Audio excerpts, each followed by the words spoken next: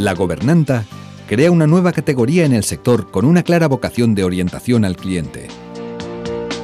Somos un centro de servicios y soluciones para el cuidado, mantenimiento textil, para el duplicado de llaves y reparación de calzado.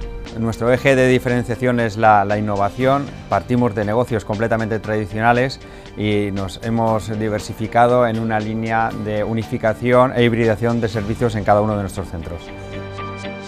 Se trata de un nuevo modelo de negocio que, gracias a nuevos procesos productivos e innovación tecnológica, da un salto evolutivo, diferenciándose por completo con respecto a los actuales negocios tradicionales.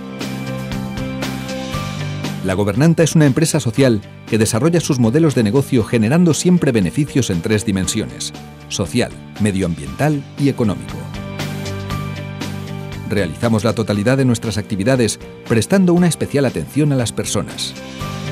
Creamos empleo de carácter estable para personas en riesgo de exclusión social, en especial para mujeres, constituyendo este colectivo el 90% de nuestro equipo humano.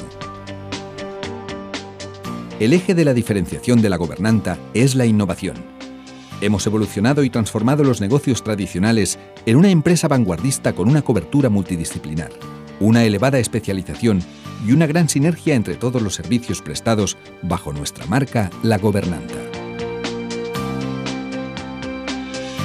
En La Gobernanta reinventamos el negocio tradicional, realizando una profunda revisión en cada uno de los servicios que ofrecemos, volviendo a generar competitividad, cohesión, inclusión social, riqueza y empleo, legitimando así la existencia de los servicios prestados por los antiguos negocios tradicionales.